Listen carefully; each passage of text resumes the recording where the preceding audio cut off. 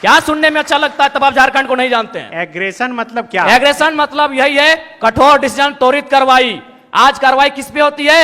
एक ठेला पे काम करने वाला है, तुरंत कार्रवाई होगी। एक मजदूर है, पुलिस तुरंत कार्रवाई करेगी। आपकी कार्रवाई उस समय काहे नहीं होती है? जब बड़े बड़े लोग आपकी गिरफ्त में आते हैं, बड़ी बड़ी मछलियां जाल में फंसती हैं, क्यों कार्रवाई नहीं होती? हम लोग आते हैं तो छोटा रहे या बड़ा रहे, जो गलत रहेगा उस पर कार्रवाई होगी। मेरा एक आम व्यक्ति लोकतांत्रिक भारत में, अलग झारखंड राज्य में, स्वतंत्र भारत में इतना दबाया जा रहा है, इतना सताया जा रहा है, इतना उसका दमन, इतना दोहन किया जा रहा है, उसके साथ इतना अत्याचार किया जा रहा है कि मेरे इन विचारों को पसंद कर रहा है, लाइक कर रहा है। कोई कंप्रोमाइज नहीं करना है। 24 साल आपने चला लिया श्रीमान करके, 24 साल आपने चला लिया नियम कानून की बात करके। हमें लगता है कि एक एग्रेसिव गवर्नमेंट आनी चाहिए और मेरा यही एग्रेशन मुझ में रहेगा। गरीब आदमी है, बड़ी मुश्किल से रोजगार चलता है, तो इनको पुनः रख लिया जाए। तो उधर से आवाज आई कि आप कौन बोल रहे हैं? तो हमने कहा कि हम जयराम कुमार महतो बोल रहे हैं, वर्तमान में गिरिडीह लोकसभा लड़े हैं। तो बोला नहीं, आपसे हम परिचित नहीं है। तो हमें लगा कि शायद वो विधायक या सांसद की पैरवी सुनना चाहते हैं। तो मैंने इतना कहा था कि 2 महीने के बाद चुनाव है, हम बेरमो भी लड़ेंगे, गोमिया भी लड़ेंगे, डुमरी भी लड़ेंगे। अगर वहां से कोई भी सीट जीत के आ जाते हैं तो आपको दामोदर नदी में ले जाकर डाल देंगे। हम लोग अगर सरकार में आते तो इस विषय पे सोचेंगे कि जो प्रतियोगिता की परीक्षाएं होंगी वो हमारी भाषाओं में होंगी। मैं बनावटी इंसान नहीं हूं। उस मीटिंग में 52 मिनट डिस्कशन हुआ था। मैंने 52 मिनट के बाद मुंह खोला था और ये तो मीडिया चल रही थी और कैमरा में कैच हो रहा था, इसीलिए मैंने बोतल को टेबल में पटका। मां कसम हम किसी के मुंह में पटकते, आपके पांव तले जमीन खिसक जाएगी। जब आपने छेड़ा है तो सुन लीजिए।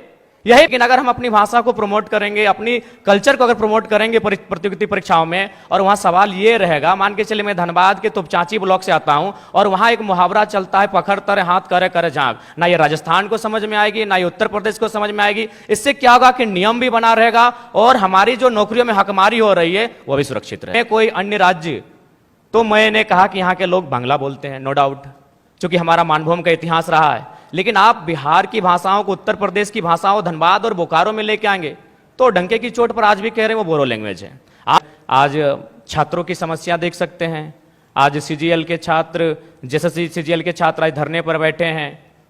विगत जो पहला एग्जाम हुआ था उस एग्जाम में धांधली हुई, इस एग्जाम में धांधली का मामला सामने आ रहा है। तो एक व्यक्ति थे, उनका नाम था सुरेश महतो, मैं उस कौम का बेटा हूं। उनको मारा गया था, उनकी सांसें थी, उनके दोनों पांव को काटा गया था। उनकी सांसें चल रही थी, उनके दोनों हाथ को काटा गया था। उनकी सांसें चल रही थी, उनके दोनों आंख को निकाला गया था। इसीलिए मैं मीठी बात करने नहीं जानता। मुझे लगता है एग्रेशन से राज्य को बदलूंगा। मतलब आप क्या जानते हैं झारखंड राज्य को? हम उस राज्य से आते हैं जहां एक सांसद ने सीने में 12 गोली खाई थी। हम उस झारखंड से आते हैं जहां MP member of parliament Sunil Mahto ने 1 2 3 4 5 6 7 8 9 10 11 12 गोली खाई थी सांसद ने। क्या सुनने में अच्छा लगता है तब आप झारखंड को नहीं जानते हैं? जब आपने छेड़ा है तो सुन लीजिए। यही विनोद बिहारी विश्वविद्यालय में एक कंपनी, एक एजेंसी ने टेंडर लिया है। मजदूरों को ज्वाइनिंग लेटर के साथ साथ रिजिग्नेशन लेटर पे साइन करा गया। इस भारत में कहां होता है यार? मैं आक्रामकता की बातें करता हूं, कारण कौन है? रिजिग्नेशन लेटर पे साइन कराया गया है, कौन देगा उत्तर? भारत देश में 4 स्तंभ है कहने को, न्यायपालिका, कार्यपालिका, विधायिका, पत्रकारिता। कौन रिस्पॉन्सिबल है कि ज्वाइनिंग? ताजुब की बात है, ज्वाइनिंग लेटर भी मिला है और उनको साइन भी करा लिया है। क्या बोलते हैं आप? रिजिग्नेशन लेटर, रिजाइन लेटर में भी साइन करवाया गया है। अगर आप चाहते हैं मेरे अंदर की आक्रामकता कम हो, आप चाहते हैं मेरे अंदर की उग्र भावना कम हो, तो आज प्रबुद्ध लोग बैठे हैं। आज माननीय मंत्री दीदी बैठी हैं, आज माननीय मंत्री महोदय बैठे हैं, मंत्री 3 मंत्री बैठे हैं, आज प्रदेश अध्यक्ष महोदय बैठे, सांसद महोदय बैठे हैं, झारखंड मुक्ति मोर्चा के फिलहाल पालनहार हैं बैठे, आज विधायक मैडम बैठी हैं, यहां भी एक विधायक बैठे हैं, यहां भी एक विधायक बैठे हैं। ये लोग तय करें कि इस प्रकार का जुल्म, शोषण, अत्याचार एक आम व्यक्ति पे, यानी जो लोग हाशिए पर हैं, जो लोग निम्न स्तर पे हैं, उनके साथ अन्याय नहीं होगा। जयराम महतो प्रेम की कविताएं लिखेगा, इनकलाब की बातें नहीं करेगा। जयराम जी, जहां तक मेरे सपनों का झारखंड, तो मैं उन महापुरुषों से भिन्न नहीं हूं, चाहे वो बिरसा भगवान रहें, तिलका मांझी रहें, विनोद बिहारी महतो रहें या शहीद निर्मल महतो रहें। मैं उनसे भिन्न नहीं हूं। मैंने उन्हीं की परछाई को, उन्हीं के विचारों को आत्मसात करके राजनीति में कदम रखा है। तो मेरा मानना है कि झारखंड अलग राज्य की लड़ाई जिन मुद्दों के साथ लड़ी गई थी वही मेरे मुद्दे होंगे। झारखंड अलग राज्य की लड़ाई में जो सोच के साथ इस राज्य को अलग किया गया था कि जब ये राज्य अलग होगा तो यहाँ के युवाओं के पास क्या अधिकार होगा, जब ये राज्य अलग होगा तो यहाँ के किसानों के पास क्या स्वतंत्रता होगी, मेरे मुद्दे वही होंगे। झारखंड जो हमारे झारखंड के नाम में ही छुपा है, झाड़ यानी जंगल, खंड यानी जमीन का एक भूभाग, और हमारी जो निरंतर लड़ाइयाँ रही हैं आदिकाल से वो इसी विषय को लेकर रही हैं। तो जब मैं विधानसभा के चुनाव में जाऊंगा, मेरा पहला मुद्दा इस राज्य में एक सुदृढ़ स्थानीय नीति का रहेगा। चूंकि मैं जिन क्षेत्रों से आता हूं वो कोयलांचल का क्षेत्र है। आज भी मैं जब कोयलांचल से होकर आया तो लोगों ने अपनी समस्याओं को लगभग 15-20 आवेदन मेरे पास पड़े। जब मैं एक सामान्य सा बालक हूं, मैं एक साधारण सा बालक हूं और मुझे प्रतिदिन 15 से 20 समस्याओं को सुनना पड़ता है, जो समस्याएं होती है जमीन से संबंधित। इसलिए मेरा मानना है कि जमीन संबंधित जो कानून जो आज हमारे राज्य में हैं भी, CNT, SPT, लेकिन जो लोग सरकार में बैठे हैं उनके मैनिफेस्टो में शामिल होने के बाद भी प्रभावी रूप से लागू ना हो पाना, प्रभावी रूप से उन विषयों पर चर्चा नहीं कर पाना, उनको संरक्षण ना दे पाना एक बहुत ही गंभीर विषय है। और मेरा मानना यही है, जो कि मैं किसान वर्ग से भी संबंध रखता हूँ, एक किसान का बेटा हूँ, तो मेरे हिसाब से जो जमीन संबंधित मुद्दे हैं वो मेरे प्राथमिक मुद्दे होंगे। उसके बाद आज छात्रों की समस्या देख सकते हैं। आज CGL के छात्र, जैसे CGL के छात्र आज धरने पर बैठे हैं। विगत जो पहला एग्जाम हुआ था उस एग्जाम में धांधली हुई, इस एग्जाम में धांधली का मामला सामने आ रहा है। तो निश्चय एक बेहतर नियोजन नीति हो और इस तरीके से एग्जाम को लिया जाए कि धांधली ना हो, गड़बड़ी ना हो, और महत्वपूर्ण सबसे कि अन्य राज्य से लोग जो हमारी हकमारी कर रहे हैं वो कम से कम रुके। उसके लिए मेरे पास मेरी योजना होगी कि हम लोग प्रखंड स्तरीय भाषा के आधार पर एग्जाम लेंगे। क्योंकि भारतीय संविधान आर्टिकल 15-16 इस बात का उल्लेख करता है कि हम जात के आधार पर भेदभाव नहीं कर सकते हैं, हम धर्म के आधार पर भेदभाव नहीं कर सकते हैं, हम उद्गम स्थान के आधार पर भेदभाव नहीं कर सकते हैं, हम लिंग के आधार पर भेदभाव नहीं कर सकते हैं, लेकिन भाषा का कहीं जिक्र नहीं है। तो मेरा मानना है कि सरकार को इस विषय पर सोचना चाहिए। हम लोग अगर सरकार में आते तो इस विषय पर सोचेंगे कि जो प्रतियोगिता की परीक्षाएं होंगी वो हमारी भाषाओं में होंगी। फॉर एग्जाम्पल, जैसे मान के चलिए कोई हिंदी का पेपर आता है परीक्षा में, उसमें एक सवाल आता है कि आंख का तारा इसका मतलब क्या होता है, आग बबूला होना इसका मतलब क्या होता है। तो झारखंड के अभ्यर्थी के साथ साथ इस सवाल को उत्तर बिहार के अभ्यर्थी को भी मालूम है, इस सवाल को उत्तर प्रदेश, मध्य प्रदेश, राजस्थान के अभ्यर्थी को भी मालूम है। लेकिन अगर हम अपनी भाषा को प्रमोट करेंगे, अपनी कल्चर को अगर प्रमोट करेंगे प्रतियोगिता परीक्षाओं में, और वहाँ सवाल ये रहेगा, मान के चले मैं धनबाद के तुपचांची ब्लॉक से आता हूँ और वहाँ एक मुहावरा चलता है, पखड़ तरे हाथ करे करे झांक, ना ये राजस्थान को समझ में आएगी, ना ये उत्तर प्रदेश को समझ में आएगी। इससे क्या होगा कि नियम भी बना रहेगा और हमारी जो नौकरियों में हकमारी हो रही है वो भी सुरक्षित रहेगा। लेकिन जयराम जी, आपका जो आंदोलन शुरू हुआ वो भाषा के आंदोलन से ही शुरू हुआ। उसमें एक नारा भी लगा कि भोजपुरी भाषा नए चलतो। तो आपके बगल में जो ठीक बैठे हैं वो पलामू प्रमंडल से हैं। जी, आप मेरा पहला ही वीडियो सुनेंगे। तो मेरा सवाल ये है कि क्या जयराम अब इतना तैयार हो गए हैं कि बगल में बैठाने के लिए तैयार हैं? जी, आप मेरा पहला ही वीडियो सुने होंगे, मेरा तर्क सुने होंगे कि धनबाद और बोकारो की सीमा पश्चिम बंगाल से लगती है। यदि यहाँ के ब्लॉक में सटे हुए जो ब्लॉक हैं अगर उनमें कोई अन्य राज्य, तो मैंने कहा कि यहाँ के लोग बांग्ला बोलते हैं, नो डाउट, क्योंकि हमारा मानभूम का इतिहास रहा है। लेकिन आप बिहार की भाषाओं को, उत्तर प्रदेश की भाषाओं धनबाद और बोकारो में लेके आएंगे तो डंके की चोट पर आज भी कह रहे हैं वो बोरो लैंग्वेज है। आप उनको अगर पलामू में लेके आएंगे तो मुझे आपत्ति नहीं है, आप उनको कोडरमा के कुछ प्रखंड में लेके आएंगे मुझे आपत्ति नहीं है। जो बिहार राज्य के सीमावर्ती क्षेत्र हैं, यदि आप वहां भोजपुरी मगही की बात करते हैं तो समझ में आता है, धनबाद और बोकारो में लेके आएंगे तो वो बोरो लैंग्वेज है। सूर्या जी क्या कहेंगे? जिस तरह से जयराम जी कह रहे हैं कि भाषा के आधार पर यहाँ सिलेबस में शामिल हो जानी चाहिए, हालांकि अब उसका जो है अपना एक संवैधानिक प्रावधान है कि किस तरह से 9वीं अनुसूची में शामिल होने के बाद फिर सिलेबस में उस हिसाब से उसे जोड़ा जा सकता है।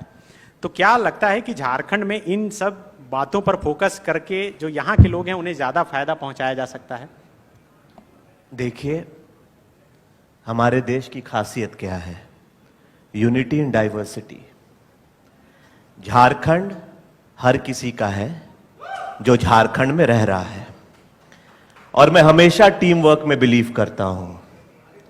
पलामू भी झारखंड का उतना ही हिस्सा है जितना धनबाद है, चाहे जितने भी एरियाज, मतलब हम हर का नाम नहीं लेना चाहते हैं।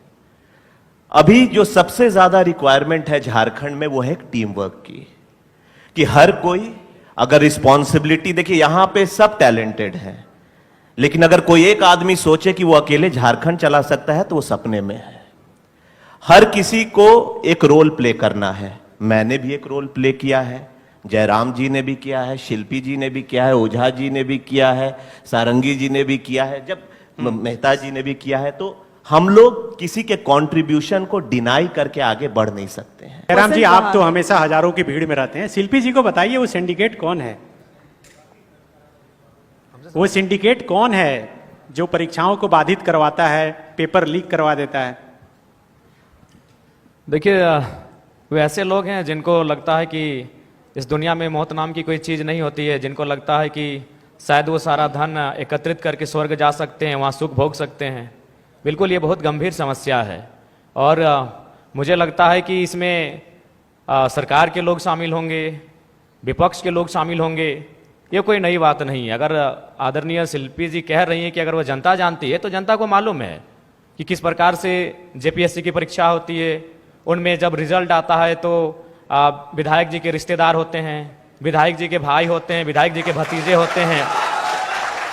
तो ये किसी से छुपा नहीं है, बिल्कुल ये इसी बीच से है, इसी सिस्टम के बीच से है। इसमें किसी एक का कोई योगदान नहीं है। इसमें 24 वर्षों से जिन लोगों ने राज्य की सत्ता को संभाला है, 24 वर्षों से जिन लोगों ने इस राज्य की सरकार को चलाया है, पक्ष बन के विपक्ष बन के, सबका उसमें हिस्सेदारी होता है। तो इसलिए जिस दिन वो इस बात को मानेंगे कि हमें एक समानतापूर्वक जीवन जीना है, हम लोग वास्तव में इंसान मनुष्य तभी हैं जब दूसरे की दर्द, दूसरे की तकलीफ और पीड़ा को देखकर हम भी पीड़ित होते हैं, तब शायद ये माहौल बदले। लेकिन फिलहाल ऐसे परिवेश में ये बुद्ध का देश भले है, लेकिन आज बुद्ध के विचार बिल्कुल विलुप्त हो चुके हैं। मुझे नहीं लगता है कि कोई शांति प्रिय तरीके से इस प्रकार के रास्तों से हटेगा। तो इसलिए मेरा मानना है कि नहीं, आपके समर्थक जो हैं वो next CM tiger Jairam Mahto लिखते हैं, तो नेक्स्ट सीएम के पास क्या विजन है, कैसे आप करेंगे जो सब चीज ट्रांसपेरेंसी? देखिए, सबसे पहली बात, उन भय बिना प्रीत नहीं। उनके साथ अगर दोषी पाए जाते हैं तो कठोरतापूर्वक कानूनी कार्रवाई की जाएगी और मैं बिल्कुल उसका पक्षधर हूं।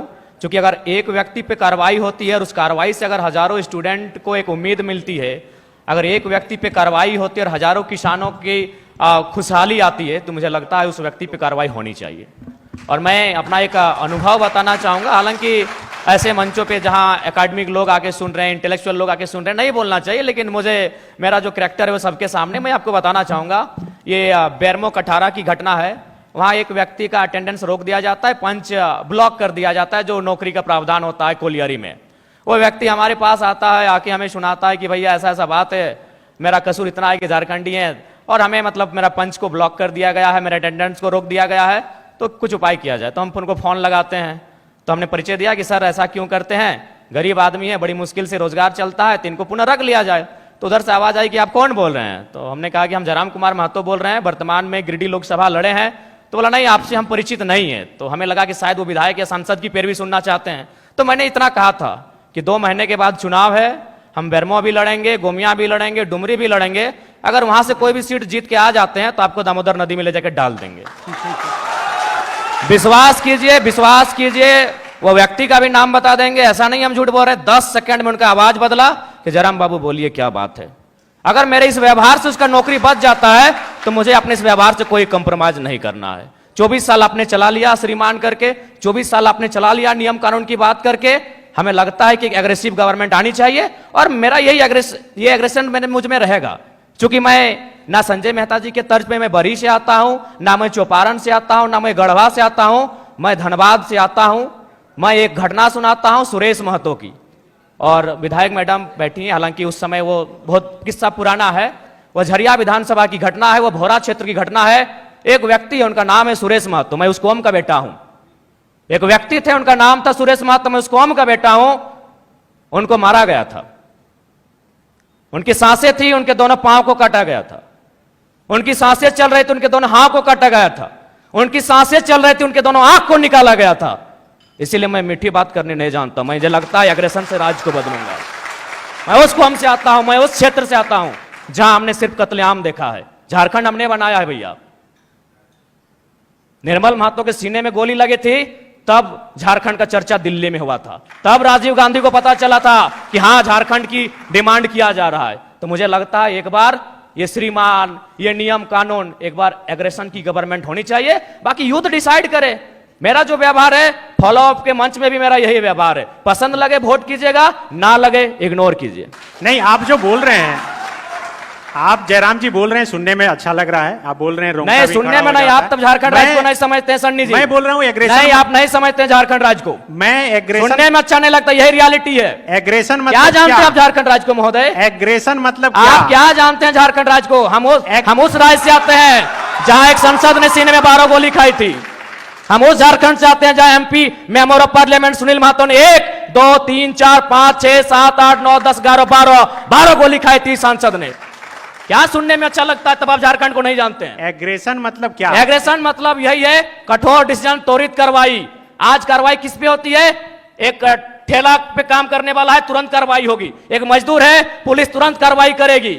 आपकी कार्रवाई उस समय काहे नहीं होती है जब बड़े बड़े लोग आपकी गिरफ्त में आते हैं, बड़ी बड़ी मछलियां जाल में फंसती हैं, क्यों कार्रवाई नहीं होती? हम लोग आते हैं तो छोटा रहे या बड़ा रहे, जो गलत रहेगा उस पर कार्रवाई होगी। मेरा सवाल वही था कि एग्रेशन मतलब क्या? एग्रेशन का मतलब है कठोर डिसीजन। एग्रेशन मतलब एग्रेशन का मतलब है कोई दबाव नहीं। एग्रेशन का मतलब है कॉर्पोरेट से कोई भय नहीं। एग्रेशन का मतलब है अमीरों के चंदे से पलना नहीं। एग्रेशन का मतलब होता है निडर होकर, निष्पक्ष होकर झारखंड के मुद्दों पे बात करना, झारखंड के मुद्दों के समाधान करने के लिए प्रयास करना। एग्रेशन का मतलब, मेरा सवाल बार बार वही है कि क्या गाड़ी पर चढ़कर भाषण देना या फिर योगी की तरह बुलडोजर चलाना?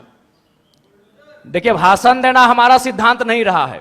एक सवाल, आज राजभवन में लोग धरने पर बैठे हैं, मुख्यमंत्री के आवास पे लोग धरने बैठे हैं, आज सीजीएल के जेएसएससी कार्यालय के बाहर लोग धरने पे बैठे हैं। आंदोलन रोज होता है, लेकिन जयराम महतो एक 50 लड़कों के आंदोलन से आज सीएम का फेस बन के कैसे सामने आया? इस सवाल का उत्तर कोई दे। आंदोलन इस राज्य में रोज होता है, जयराम महतो ही क्यों? क्योंकि मैंने उन मुद्दों को टच किया, मैंने उस मुद्दों पे बात किया जो झारखंड की जरूरत थी, जिसपे झारखंड बात करना चाहता था। साफ शब्दों में झारखंड चाहता था कि बिल्ली के गर्दन में घंटी बांधी जाए, पर बांधेगा कौन? तो कुणाल जी, सवाल यही है कि क्या एग्रेशन ही अब सॉल्यूशन का रास्ता है कि जो युवाओं को की एक परीक्षा ठीक से संपन्न नहीं हो पाती, उसको सब कुछ ठीक करने से? देखिए, जहां तक आप एग्रेशन की बात करते हैं, वो एग्रेशन में पॉजिटिविटी भी होनी चाहिए। सिर्फ नकारात्मकता के साथ अगर हम लोग एग्रेशन पे जाएंगे तो वो डायरेक्शन आपका सही नहीं रहता जिस मुद्दे को लेकर आप बात करना चाहते हैं। तो मेरा एग्रेशन का मतलब वो है। अब आप जो मुख्य मुद्दा है जिसमें ये सीजीएल का पेपर लीक हुआ, लग रहा है आपको? देखिए, जैसा कि छात्रों के द्वारा, विभिन्न संस्थानों के द्वारा जो एविडेंस, साक्ष्य प्रस्तुत किए जा रहे हैं, तो प्रथम दृष्टि से तो यह स्पष्ट हो रहा है कि इस बार भी जो सीजीएल का पेपर है उसमें कहीं ना कहीं गड़बड़ी हुई है, धांधली हुई है। और मुझे लगता है कि पिछली बार जो पेपर गड़बड़ी हुआ था, अगर उसका जो लोग दोषी हैं, अगर वे दोषी लोग पकड़े जाते हैं, अगर उन पे कार्रवाई होती, तो शायद इस बार उनका मनोबल इतना ऊंचा नहीं होता। लेकिन चूंकि आपने एसआईटी का गठन किया, आपने समय मांगा, आपको समय मिला, उसके बाद भी ये तय नहीं हो पाया है कि पिछली बार जो पेपर गड़बड़ी हुई थी, जो 28 जनवरी 2024 को जब इसका एग्जाम हुआ था, तो मेरा मानना है कि कहीं ना कहीं आपका कठोर निर्णय ना ले पाना गवर्नमेंट का, आपका क्विक डिसीजन ना ले पाना उन लोगों का मनोबल को बढ़ा रहा है। हमने कोल माफिया सुना था, हमने लैंड माफिया सुना था, अब यहाँ पेपर माफिया जैसे मामले सामने आ रहे हैं, तो इससे आप इनकार नहीं कर सकते हैं, इस पर आप मौन नहीं रह सकते हैं। ये तो आपको तय करना होगा और इस बात को आपको मानना होगा। क्योंकि पिछली बार हमारे ही 15 साथियों पर एफआईआर हुआ था, आज भी उस मुकदमे के कारण हमारे प्रत्याशी रांची के हमारे आदरणीय देवेंद्र जी जेल गए, उसी मुकदमे के कारण गए थे। तो जाहिर सी बात है, वो हाईलाइट तभी हुआ जब हम लोगों ने प्रोटेस्ट किया। उस प्रोटेस्ट के परिणाम स्वरूप उस समय वर्तमान मुख्यमंत्री माननीय चंपई सोरेन जी थे, एसआईटी का गठन हुआ। लेकिन आज परिणाम और निष्कर्ष आपके सामने क्या है? यानी आप लोग उन माफियाओं के मनोबल को बढ़ाने का कार्य आप स्वयं कर रहे हैं। तो ये तो आपको तय करना है कि आप छात्रों के साथ हैं या पेपर माफियाओं के साथ है, ये सरकार को आके तय करना है। यदि आप पेपर माफियाओं के खिलाफ हैं, तो पिछली बार जो आपने एसआईटी का गठन किया था, उसका निष्कर्ष क्या है, उसका रिजल्ट क्या है, दोषी कौन लोग हैं, वो कटघरे के पीछे कब होंगे, ये राज्य की जनता जानना चाहती है। सीजीएल जेएसएससी के तमाम 6 लाख अभ्यर्थी जानना चाहते हैं। बिल्कुल, सूर्या जी से मेरा सवाल जयराम जी से है कि अक्सर वो अपनी जनसभा में मारने काटने की बात करते हैं, क्यों? आखिर ऐसा क्यों?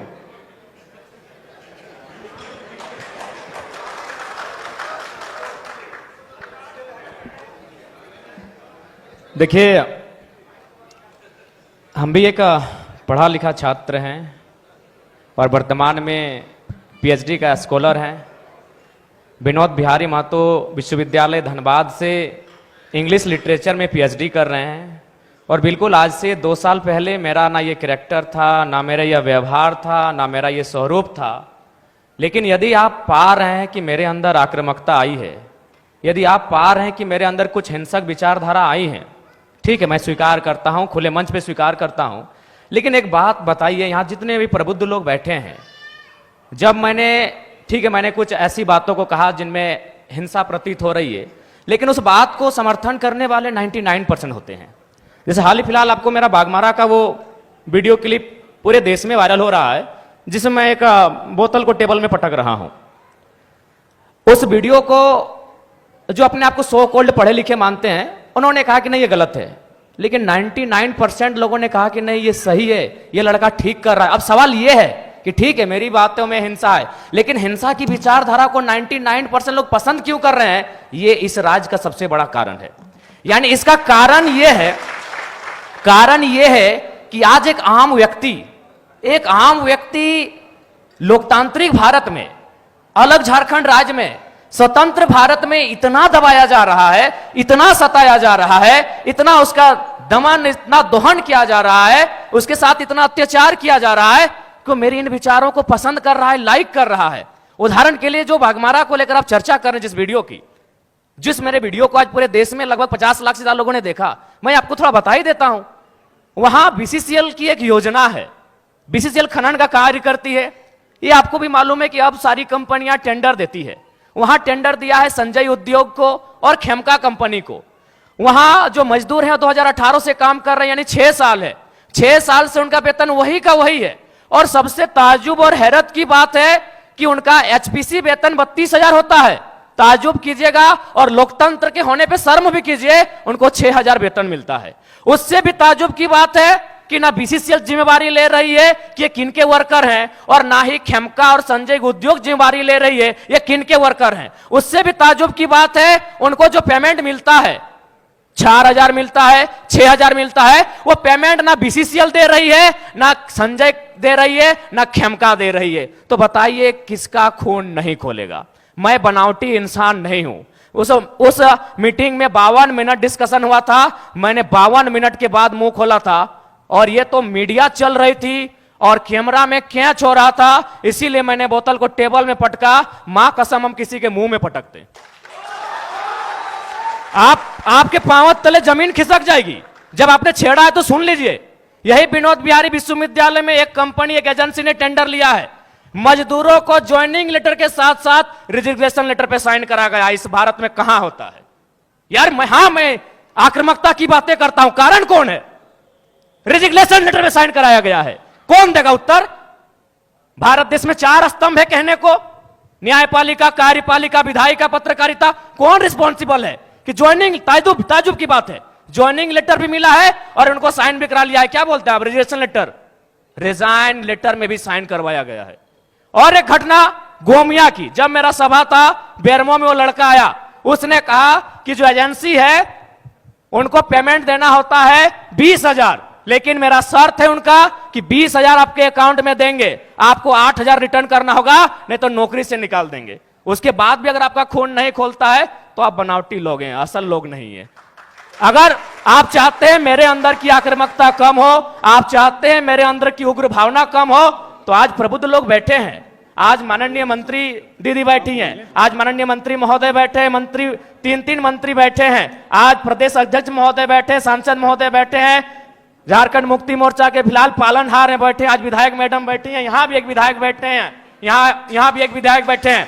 ये लोग तय करें कि इस प्रकार का जुल्म, शोषण, अत्याचार एक आम व्यक्ति पे, यानी जो लोग हाशिए पर हैं, जो लोग निम्न स्तर पे हैं, उनके साथ अन्याय नहीं होगा। जयराम महतो प्रेम की कविताएं लिखेगा, इनकलाब की बातें नहीं करेगा।